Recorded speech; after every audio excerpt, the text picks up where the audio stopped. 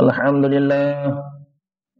لله نحمده ونستعينه ونستغفره ونؤمن به ونتوكل عليه ونعوذ بالله من شرور أنفسنا ومن سيئات أعمالنا ومن يهده الله فلا مضل له ومن يضلله فلا هادي له وأشهد أن لا إله إلا الله وأشهد أن محمدا عبده ورسوله أرسله الله بالحق بشيرا ونذيرا أما بعد فإن خير الحديث كتاب الله وخير الهدي هدي محمد صلى الله عليه وسلم وشر الأمور محدثاتها وكل محدثة بدعة وكل بدعة ضلالة وكل ضلالة في النار. أعوذ بالله من الشيطان الرجيم. وما نرسل بالآيات إلا تخويفا. আলহামদুলিল্লাহ, সমস্ত প্রশংসা, সমস্ত গুণগান সেই মহান রব্বুল আলামিন নিমিত্তে, যে মহান রব্বুল আলামিন আমাদেরকে আজকে জুমআর দিনে এসে বসে কোরআন এবং সহিহ সুন্নাহ মোতাবেক কিছু আলোচনা শ্রবণ করার, শোনার তৌফিক দান করলেন। সেই মহান রব্বুল আলামিনের শুকরিয়া আরছি আমরা বলি আলহামদুলিল্লাহ। দরুদ এবং সালাম পাঠ করি আমাদের প্রিয় হাবিব সাইয়্যিদুল আম্বিয়া সাইয়্যিদুল হারামাইন মুহাম্মদ সাল্লাল্লাহু আলাইহি ওয়াসাল্লামের প্রতি, বলি সাল্লাল্লাহু আলাইহি ওয়াসাল্লাম। আজকে আমার সামনে সম্মানিত মুসল্লিবৃন্দ, আজকে আমি আপনাদের সামনে যে বিষয়কে কেন্দ্র করে আলোচনা করব সেটি হচ্ছে আসবাবুজ জাওয়াজিল ওয়া ওয়াজিবুনা। অর্থাৎ আমাদের দেশে বা বিভিন্ন রাষ্ট্রে যে ভূমিকম্প হয়, এই ভূমিকম্পর কারণ কি এবং সেই মুহূর্তে আমাদের করণীয় কি, এবং ভূমিকম্প চলাকালীন বা তার পরবর্তীতে একজন মুসলিম হিসাবে আমরা কি করব, সেই সম্পর্কে আমরা ইনশাআল্লাহ কোরআন এবং সুন্নাহ আলোকে সংক্ষিপ্ত পরিসরে আলোচনা করার চেষ্টা করব। ওমা তৌফিকি ইল্লা বিল্লাহ আলাইহি তাওয়াক্কালতু ওয়া ইলাইহি উনীব।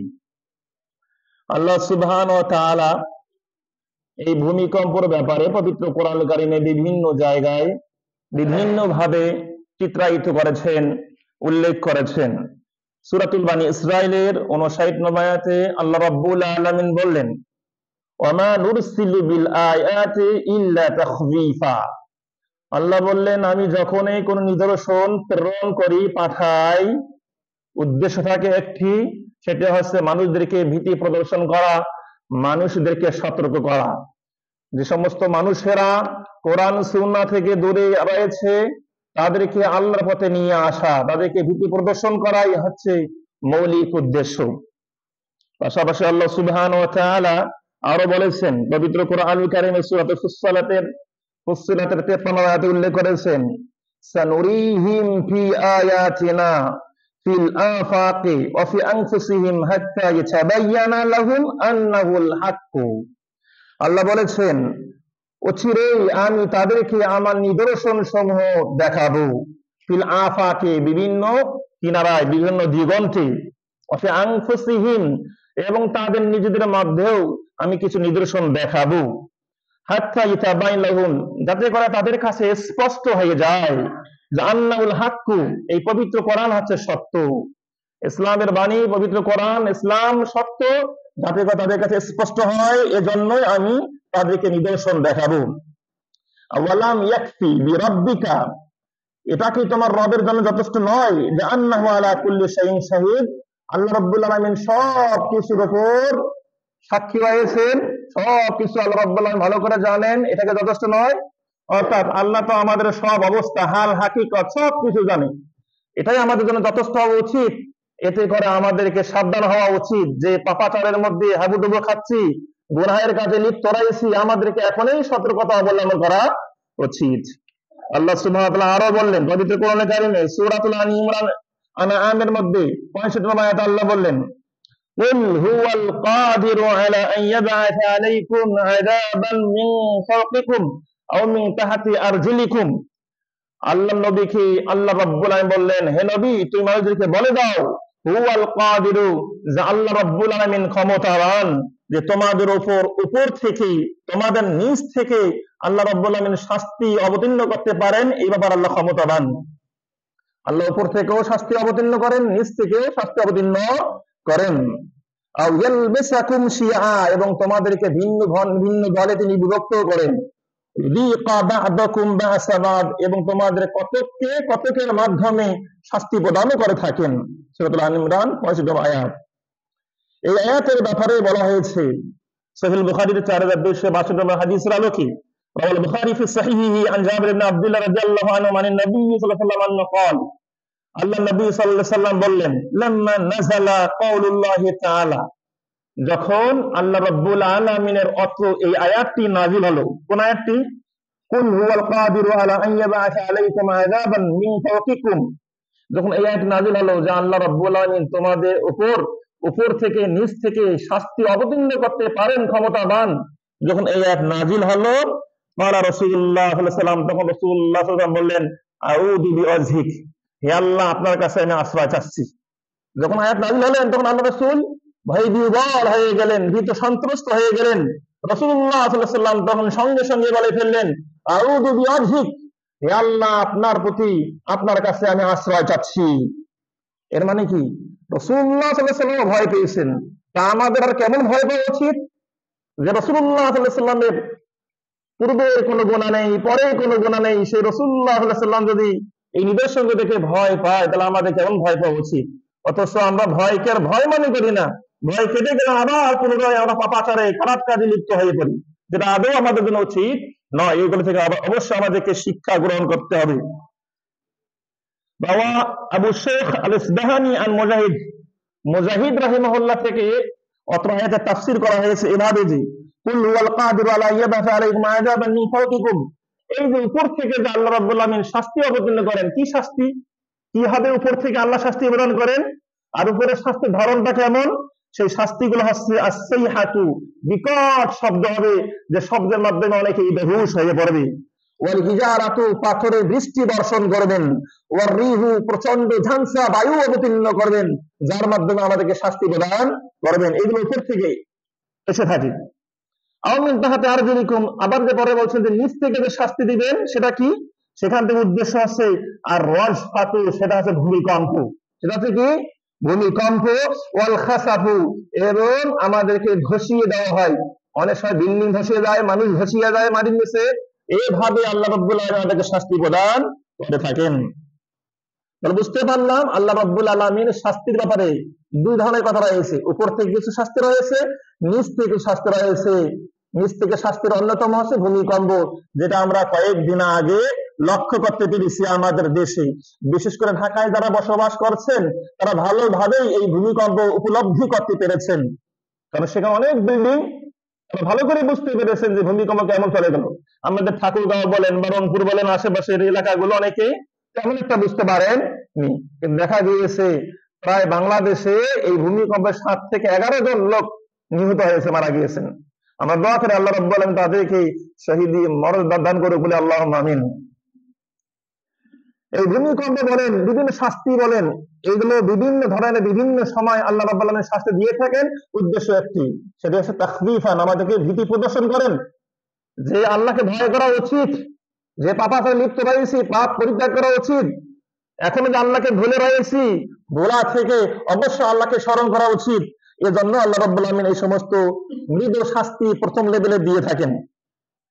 আমরা এ পর্যায়ে যেটা জানবো সেটি হচ্ছে বিভিন্ন নবীদের যুগে নবীদের যে উম্মত ছিল তাদেরকেও এই ভূমিকম্পের মাধ্যমে শাস্তি প্রদান করা হয়েছে। যেমন মিন আযাবি কওমি সালেহ, সালেহ আলাইহিস সালাম এর সম্প্রদায়কে, সালেহ আলাইহিস সালামের সম্প্রদায়কে এই ভূমিকম্প জালজালা, ভূমিকম্প আরবি শব্দ আছে জালজালা বা রাজফা, এই ভূমিকম্পের মাধ্যমে সেই জাতিকে শাস্তি প্রদান করা হয়েছে।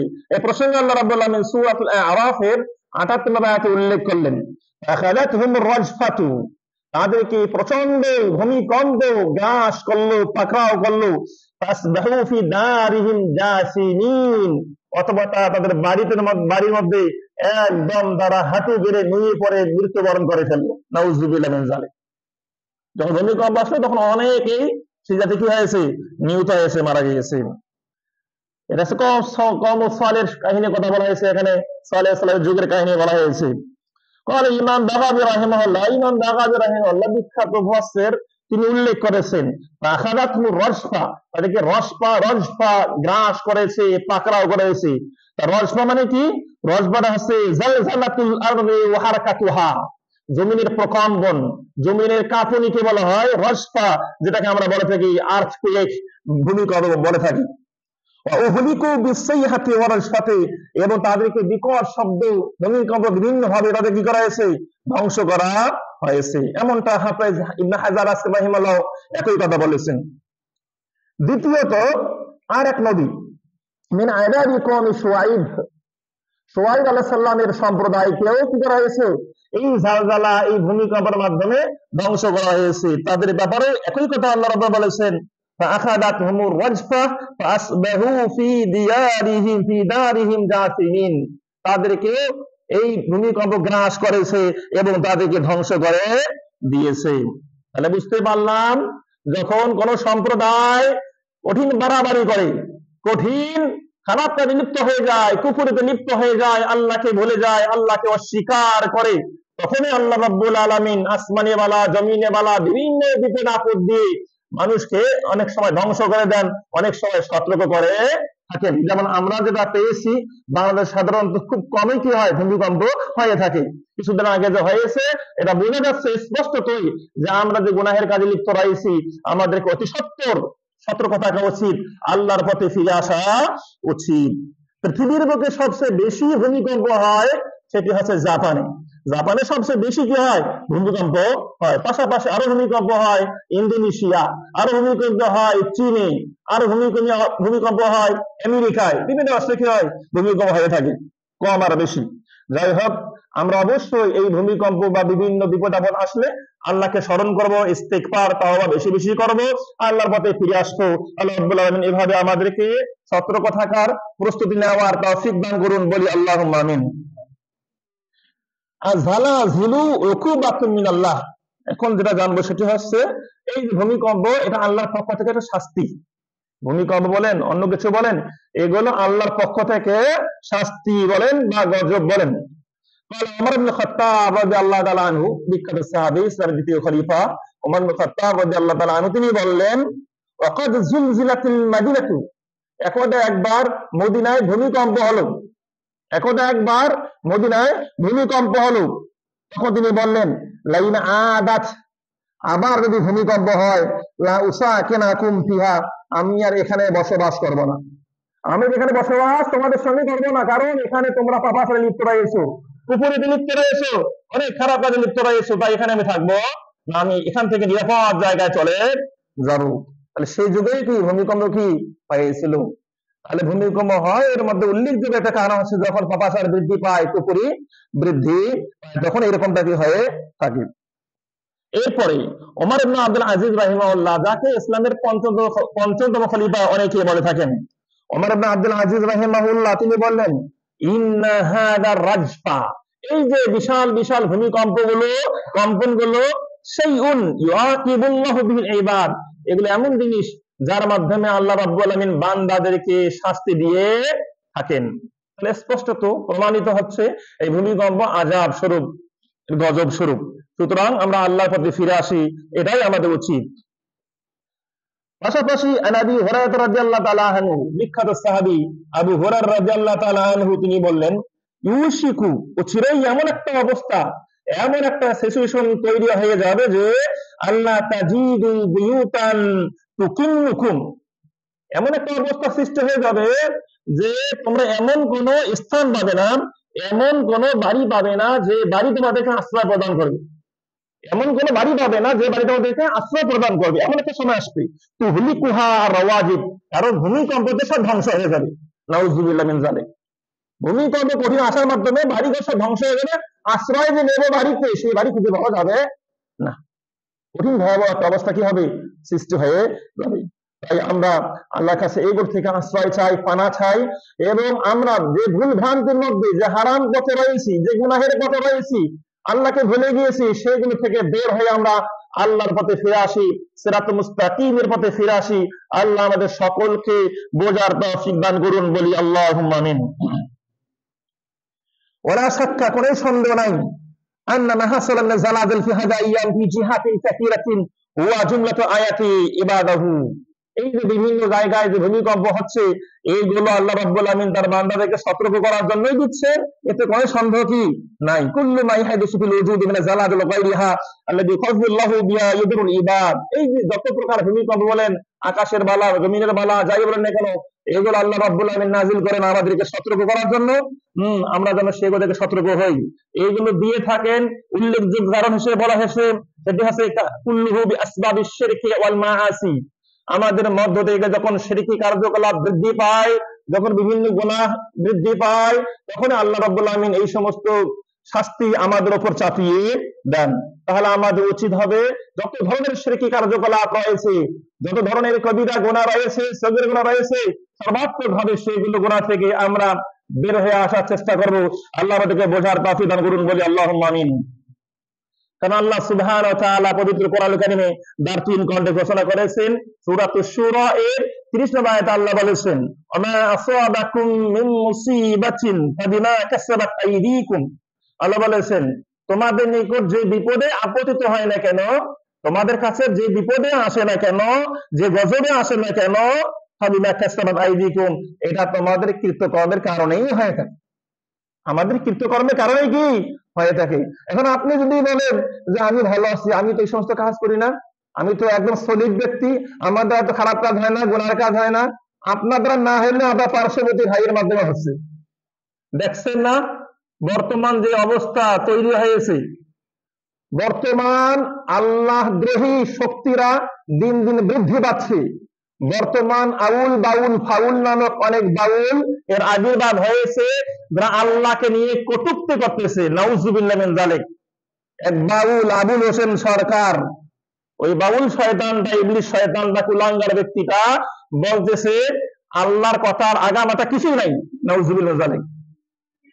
আল্লাহ এক কথা দিয়ে কয় কথা বলে, একটা মুখ দিয়ে কয় কথা বলে। এই ধরনের আজে বাজে আল্লাহকে নিয়ে একদম কটূক্তি কি সেই বাউল করতেছে। আর এই বাউল সম্প্রদায়ের পক্ষ নিচ্ছে আবার কিছু রাজনৈতিক লিডারগণ। কিছু লোক ভোটের আশা তাদের বিপক্ষে কিছু কথা বলতেছে না, তাদেরকে প্রতিহত করতে হবে, প্রতিবাদ করতে হবে। সামনে ভোট আসতেছে, ভোট কমে যাবে, এই জন্য কোনো কথাই বলতেছে না। আর কিছু লোক তো সরাসরি তাদের পক্ষে কি নিয়ে নিচ্ছে, যারা তাদের সঙ্গে প্রতিবাদ করবে তারা নাকি ধর্মান্ধ, তারা নাকি কি ধর্মান্ধ, এই কথা বলা হচ্ছে। আল্লাহ তাদেরকে হেদায়েত দান করুন, বলে আল্লাহুম্মা আমিন। এই সমস্ত বাউল গোষ্ঠী যারা আছে, বাউল গোষ্ঠীকে কিন্তু দেখবেন নাস্তিকরাও পছন্দ করে। কেন পছন্দ করে? বাউলরা যে কথায় কথায় প্রায় আল্লাহকে গালি দেয়, রসুলকে গালি দেয়, কটূক্তি করে, আর নাস্তিকরা কি করে পছন্দ করে। এই যে লালন শাহের মাজার, কোথায়? এটা কুষ্টিয়ায় লালন শাহের মাজার। ওখানে হিন্দু যায়, মুসলমান যায়, খ্রিস্টান যায়, বৌদ্ধ যায়, সবাই যায়। ওটা কি সত্য ধর্ম হতে পারে? কোশ্চিন গেল নয়। সুতরাং আমাদের আকীদা হতে হবে বাউলরা কাফের। বাউলরা কি স্পষ্ট কাফের, মুরতাদ। এই আকীদা আমাদেরকে পোষণ করতে হবে। যারা বাউলদেরকে কাফের মনে করবে না, তারা নিজেরাও কাফের হবে। যারা বাউলদেরকে কাফের মনে করবে না, তারা নিজেরা কি হয়ে যাবে? কাফের হয়ে যাবে। সুতরাং যে বা যারা আল্লাহকে কটূক্তি করবে, সে কখনো মুসলিম থাকতে পারে না। আল্লাহ রাব্বুল আলামিন সেই সমস্ত শয়তানদেরকে ধ্বংস করুক, বলে আল্লাহুম্মা আমিন। আমাদের এই সুন্দর পরিবেশ, বাংলাদেশ সুন্দর পরিবেশকে যারা নষ্ট করার চেষ্টা করতেছে, আল্লাহ তাদেরকে ধ্বংস করুক, বলে আল্লাহুম্মা আমিন। আল্লাহ আমাদের বাংলাদেশে শান্তি সুশৃঙ্খলা ফিরিয়ে নিয়ে আসুক, বলে আল্লাহুম্মা আমিন। তাহলে আমাদের কাছে যে এই যে বিপদ আপদ আসতেছে, এগুলো আমাদের নিজেদের কৃতকর্মের কারণেই। ইয়াফু আন কাসীর, এই যে কত গুনাহ করতেছি, কত পাপ করতেছি, তারপরে মহান রব্বুল আলামিন অনেক পাপ আমাদের মাফ করে দিচ্ছেন। সুবহানাল্লাহ। মনে করেন আপনার কাছে সালাত নামক ইবাদত রয়েছে, সালাত আপনি আদায় করতেছেন, কিন্তু পাশাপাশি অন্য কিছু ছোটখাটো কিছু গুনাহ হয়ে যাচ্ছে। আল্লাহ বলেছেন